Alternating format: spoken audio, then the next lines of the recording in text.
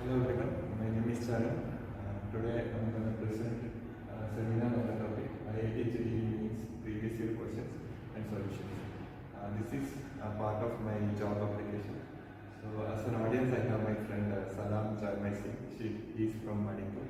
So I will feel like I'm teaching to you. So I request all of you to follow this session. So in this presentation we will have a presentation structure something like this. We will discuss question and we will discuss all the background of the question, whatever the knowledge we need to solve that question that we will discuss, and solution and other possible questions. We will change the question a little bit so that what will be the answer, and then we will discuss. Okay. So first question: arrange the following compounds in the increasing order of their dipole moment. So you have to arrange, these are the four different molecules. You have to arrange them in the increasing order of its dipole moment. So this is the four options. So Joy, you should predict one answer. So we will check whether this is correct or not. Predict one answer.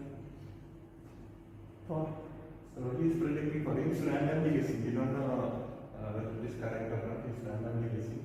So to answer this question, I will give some of the knowledge. What are those knowledges? One is dipole moment.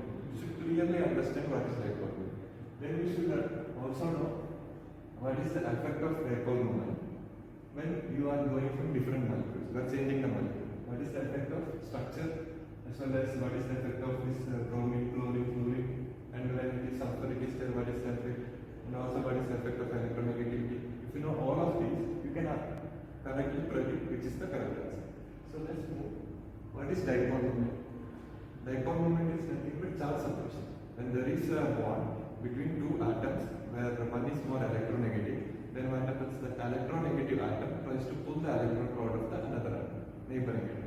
That's why there is a charge separation being created. Because of this charge separation, dipoles are created. That is meant for dipole moment. Why moment is because it's a physics term. Actually, it's the product of charge and the distance between the separated charges. That's why it's called dipole moment. So you understand what is dipole moment. But there should be an electronegative atom always from the non-electronegative atom to electronegative atom. The dipole moment vector will orient in that way. So you can represent this dipole moment is a vector quantity. You can represent in the form of a vector, and the sum of total dipole moment is the sum of all the vectors, dipole moment vectors. Okay. So factors affecting this dipole moment. One is electronegativity. If more electronegative atom is there, it can more strongly pull the electron group. That's why more strong dipole will be created.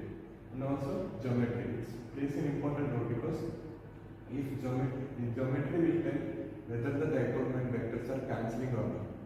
So in a molecule, if there are 4 dipole moment vectors, some may be aligned in opposite direction, or maybe all will be aligned in the same direction. At that time what happens?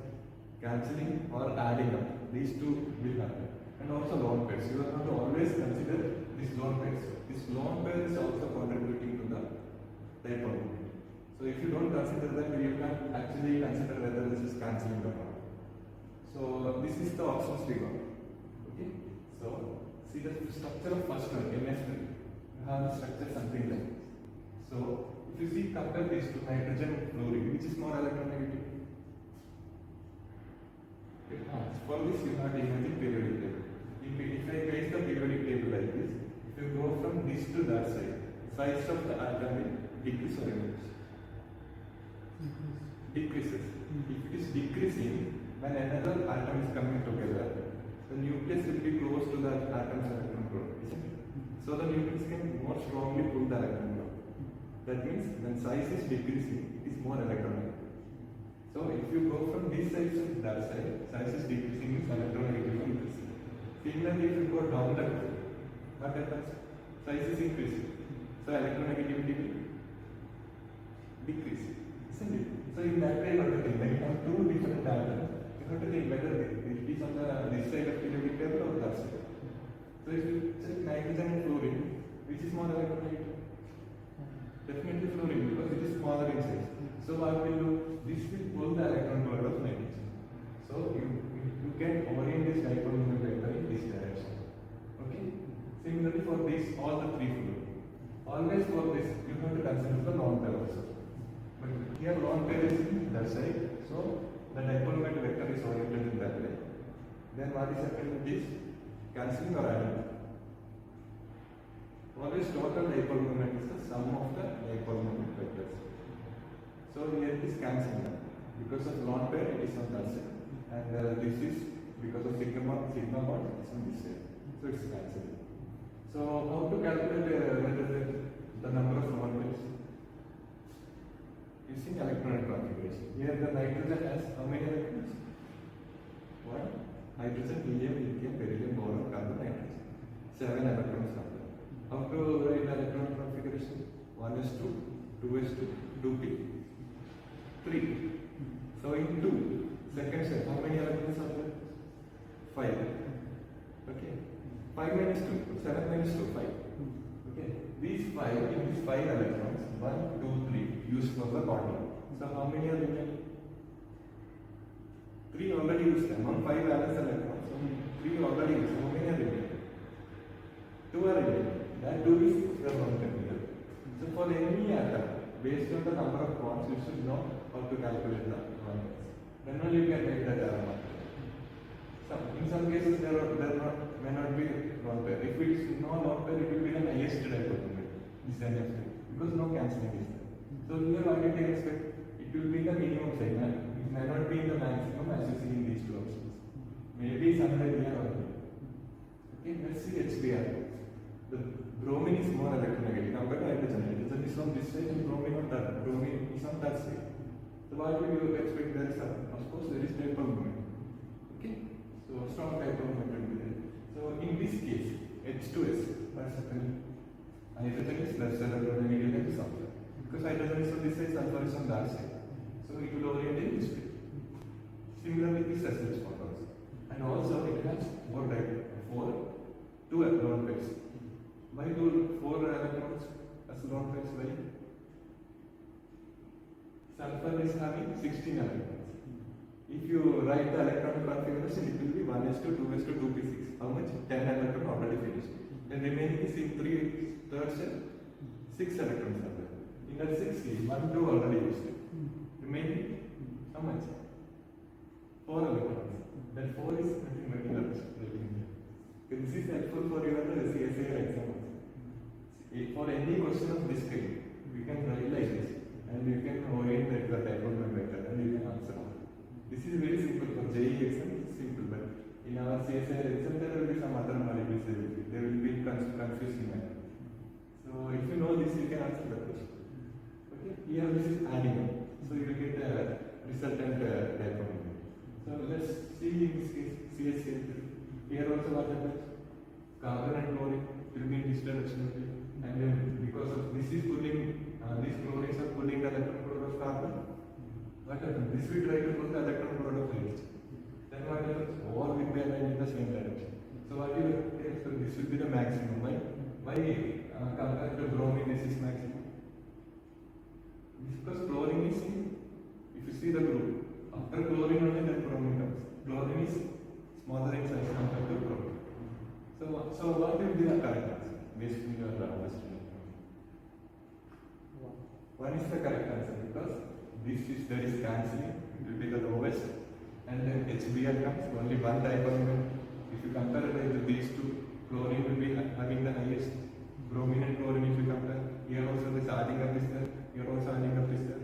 So this will be having the highest, then below that this one and this one. That's why the correct answer is A, option A.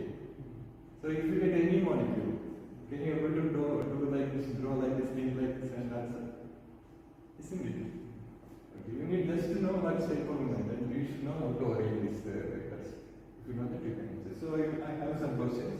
Where will be if you replace this HBr with HF? Then where it will be? Whether it will be the same position. You said this is the correct answer, it is correct. Then if I replace with HF, whether it is correct answer? Fluorine. In place of bromine, we have fluorine. Is it correct? No, it's not correct because fluorine is very small compared to your bromine. Fluorine, chlorine, bromine in your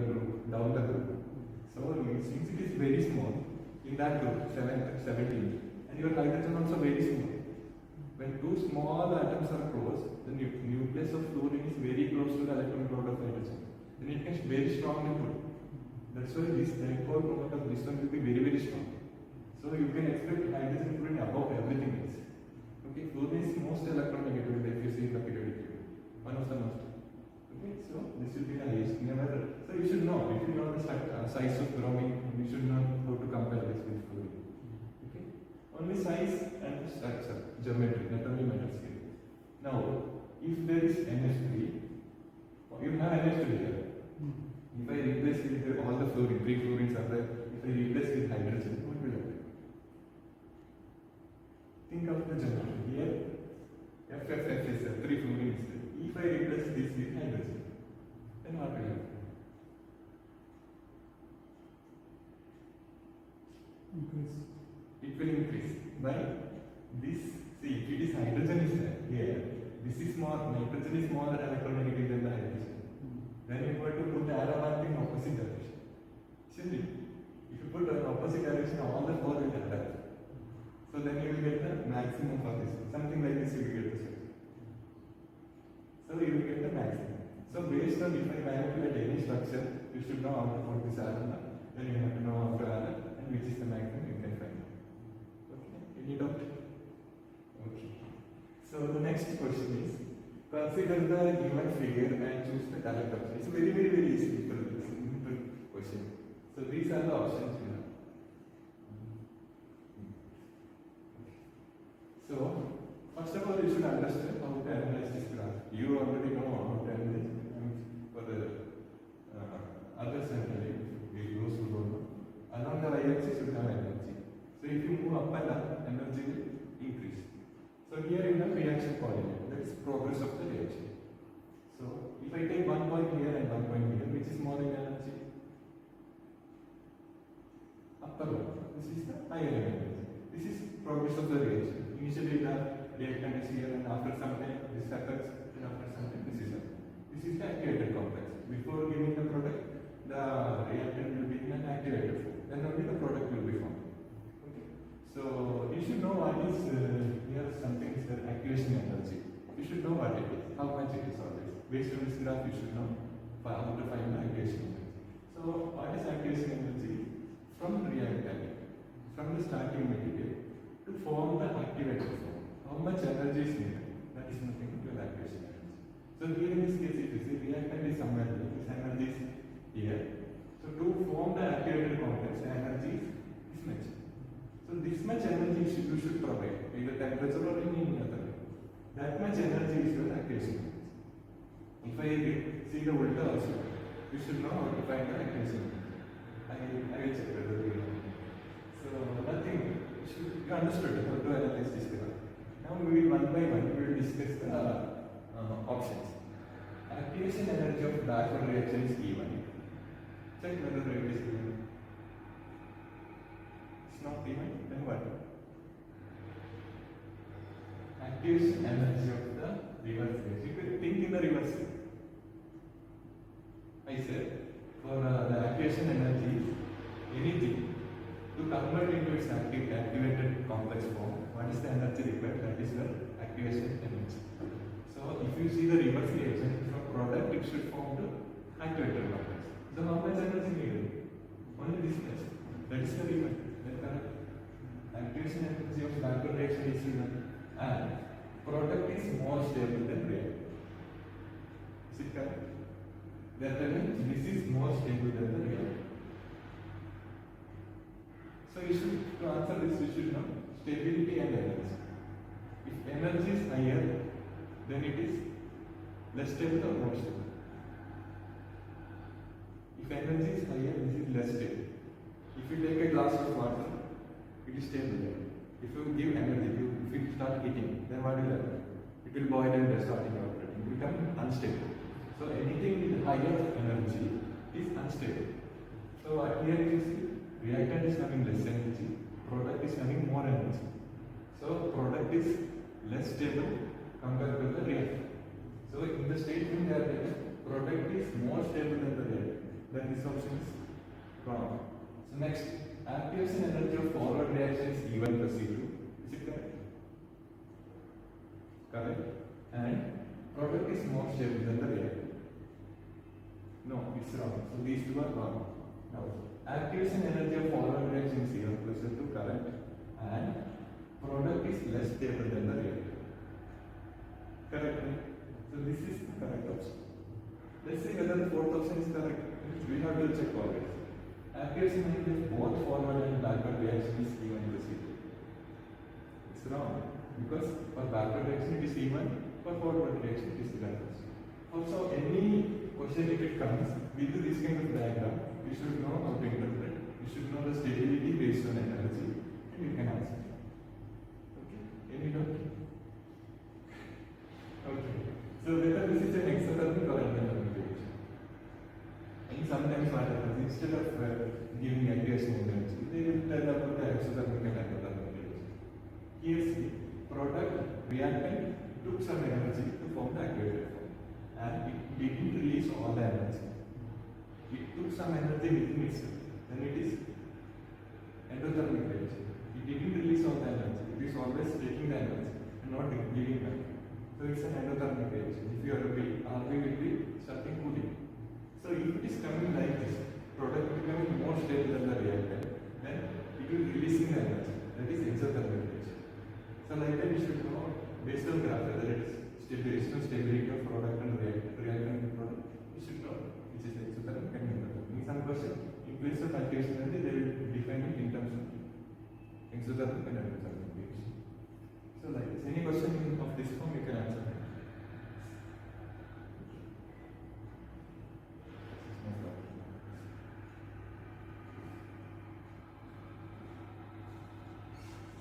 Okay, the next question. When secondary butyl cyclohexane reacts with bromine in the presence of sunlight, the major product is. This is an organic chemistry question. Very easy, you are dealing with organic synthesis, so I think you can answer. And see here, what are the key terms you should check is, there is sunlight. When there is sunlight, what is the maximum possible thing happening? Which mechanism? Free radicals. Always when the sunlight is there, the bond will try to break in the form of free radicals. That's so what is happening. Actually this is bromination reaction. Highly selective. Okay. Bromines, BR bond will break, free radicals form, and that free radical can attach only to a place where there is free radical. So first when you read this question, you will think, I don't know the structure of this secondary butyl synthesis, then I can't answer this. You will skip this question. But it's very simple. You should see bromination in the presence of sunlight, free radical. So wherever this bromine should attach, there should be free radical. So what you have to check, remove the bromine from all structure. Then there must be free radical. Which free radical is the most stable? That's what you should check. Very simple. The stability of free radical depends on 3 factors. What are those? Hyperconjugation, resonance, and what is that another one? Inductive effect. If you know all these 3 effects, you can find which free radical is the most stable one. So here resonance is impossible, right? There is nothing there is in which is double bond. No one is a heteroatom which can donate a lot less. So you don't need to care about it. 2 things you should care about is electron donating effect. That is your plus side effect. Also hyperconjugation. So these 2, what is these 2 that you will understand. Then I will ask you which is the best answer you should take. Okay. So what is plus side effect? So there are some of the groups like CH3, CH2, CH3, which can donate the electron to whether it is carbon, cation or free radical, so that it will be stabilized. In case of carbon, it should not donate. It will become unstable if it donate electron. So for a free radical, if nearby that is there any electron donating group, that you should check. If it is there, then it can stabilize the free radical. Okay. So in this all 4 intermediates, free radical intermediate forming, which free radical has the electron donating group close to?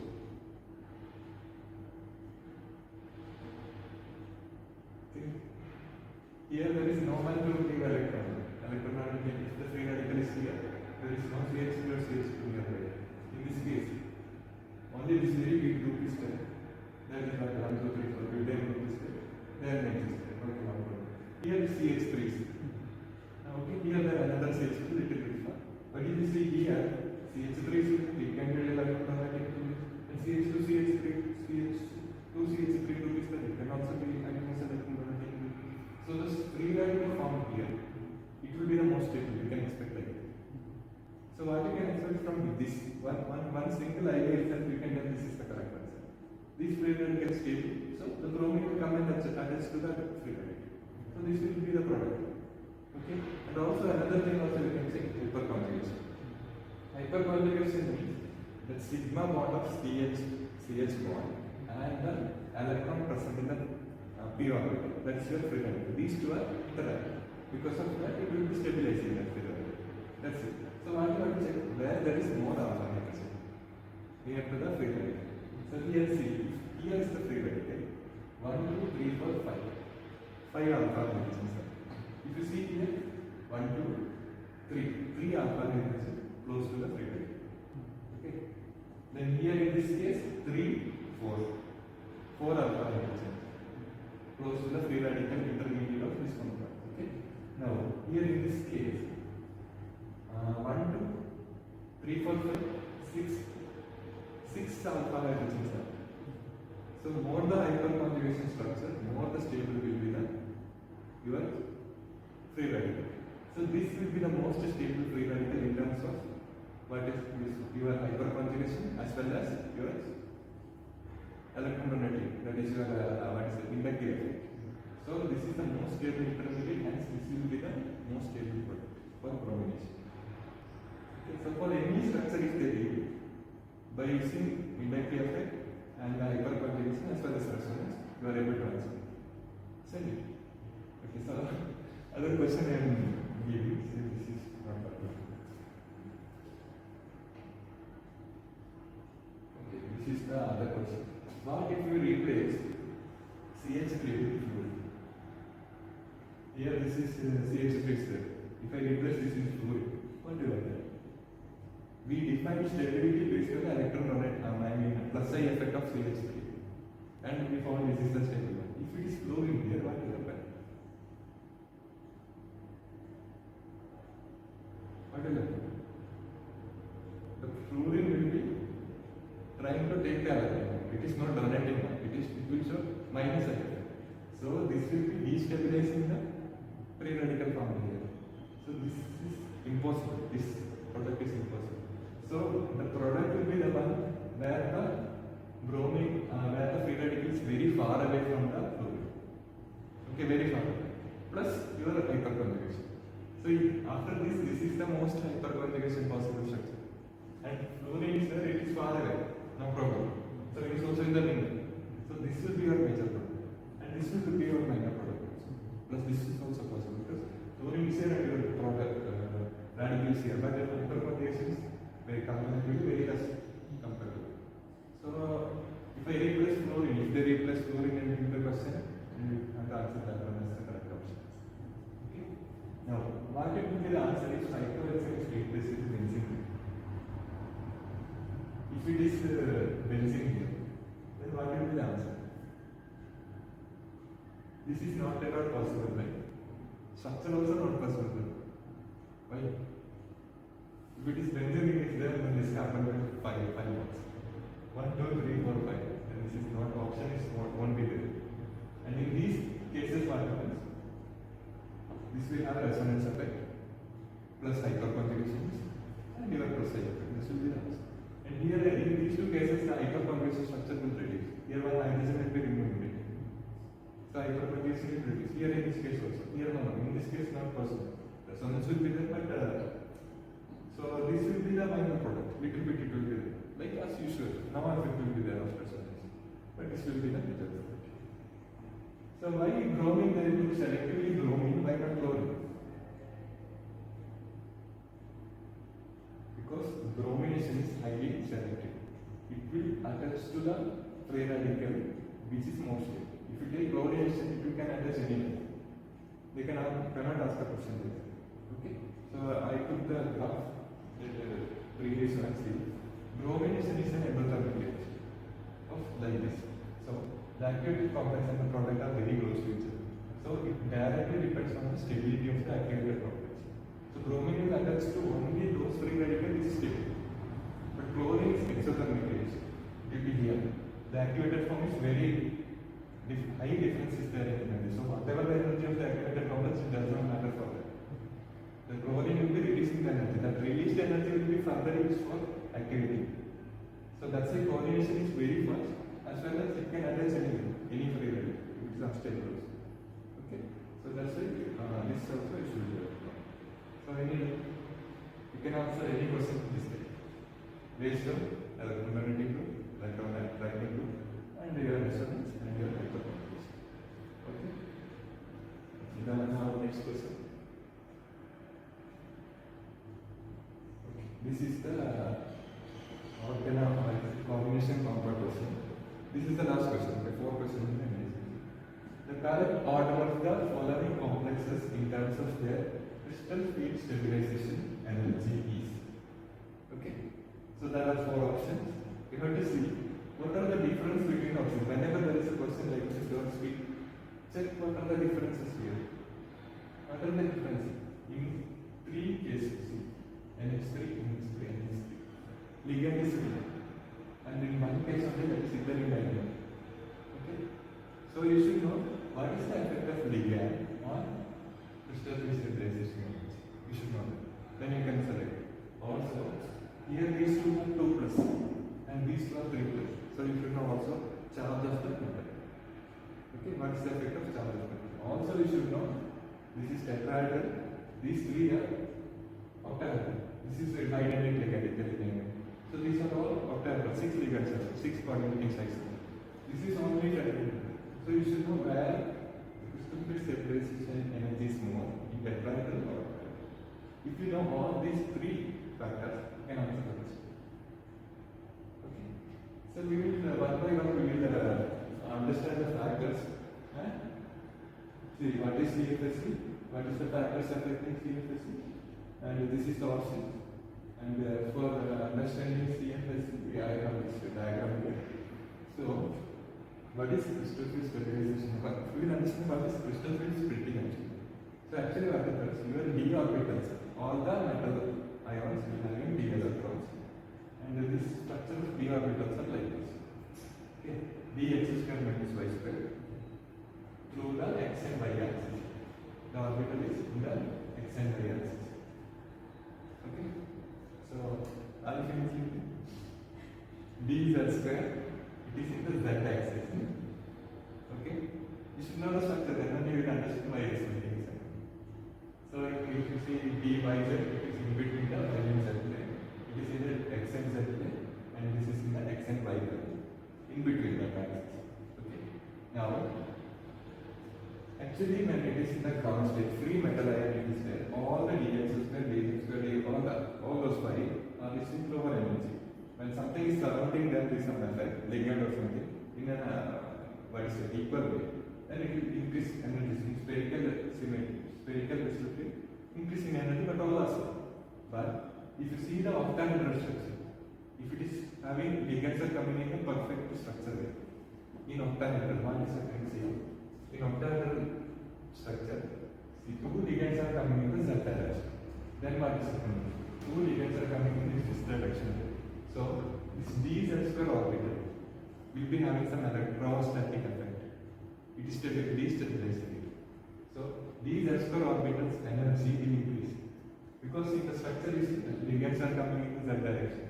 That's why you see d z square you always write in the energy increased. Similarly, in the dx square minus y square, where is the dx square minus y square? How is the orbital? It is in the x and y axis. See here in your octahedral structure, in your x and y axis, your ligands are coming. So these 2 are destabilized. Energy is increasing. That's why you always write like this. Splitting. This splitting is crystal field splitting. When the ligand is coming, these 2 orbitals are being destabilized. So energy is increasing. This is splitting. Okay. So in case of tetrahedral, what will happen? the direction of occurrence of ligand is in a way that this is flipped. In this direction, the orbit, these orbitals direction you have ligands. So this is ulta. That's why you are doing reverse, drawing what is the tetrahedral. So you have to you are comparing tetrahedral and octahedral. You understood why it's split. In square planar it is split. Always in this this octahedral structure, 6 ligands are coming. So 6 different what is the destabilizing effect is there. Splitting is more. In tetrahedral only 4 of them. So less. So always octahedral will have the more splitting.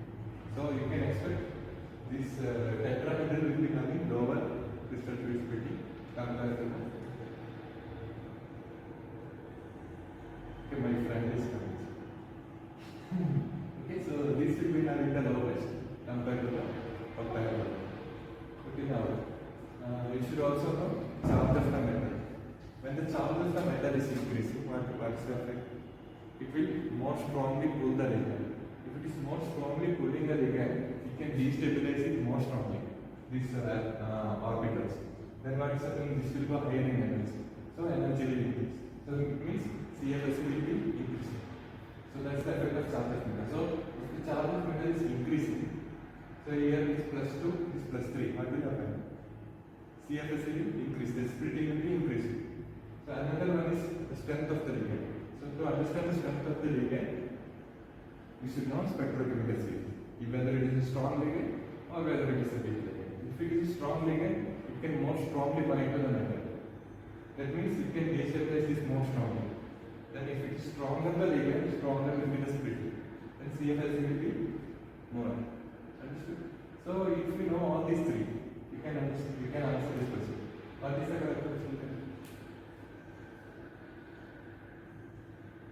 Whenever these two, tetrahedral is there, these two will be the correct answer, any one of these two. And charge, if higher is the charge, higher will be the CFS. So let's see, in both cases 2 plus is here, 3 plus is here. Okay, no problem. Then ligand, stronger the ligand, stronger will be the splitting. So if you see NH3 and ethylene diamine, which is more stronger? NH3 is here, EN is here. So this is the more stronger. So this will cause the more splitting. That's why the correct option is this one. Understood? Okay, so if we replace any ligand or any metal charge and any tetrahedral octahedral you already know. Always tetrahedral will be this way. So you can answer the question. Second. So now actually to find the crystal field splitting and crystal field stabilization energy is different. You can calculate CFS using this one. You already know this one. In case of this is for octahedral. For tetrahedral it will be the reverse. Isn't it? Minus 0.6. More no. Okay. So like if you do calculate like that, it will take more than see for all the score you should calculate. And in case maybe some calculation error is there, right? So if you do like this here NH3 in this case, this is 3 plus. It will act as a strong field ligand. This is actually C. So NH3 is in the middle. It can act both as strong field and weak field. Here in this case, when metal is in 3 plus, it can act as a strong field. So you should know more and more idea about this. But if you know these 3 concepts, effect of these 3 concepts, you can directly answer the question. Just basics if you know, you can answer. You don't need to do calculation. You don't need to remember formula. So if you are good at the calculation and all, you can use the formula. You can find which is the more here it will become minus. More the negative one, it will be the more stable. See, that was matters. So here I think when calculated, these two are coming similar values. And these two are unknown. So you will think you can fill. If you fill here, then you can calculate number of electrons in the T2G orbitals. So based on the this is D7, 2 plus in 7 electrons. You have to fill here. After filling, you have to multiply this and calculate. So for this, after doing this, you think this is also weak field. But actually it is strong field. You have to fill more here than calculate. So these two will be having minus 2 point something in Newton. So based on your knowledge, you can do better calculation. Or if you know this, simply you can. So like this, you can solve any question if you know the basics. Okay, any doubt? So thank you. This is the fourth question. Thank you. So,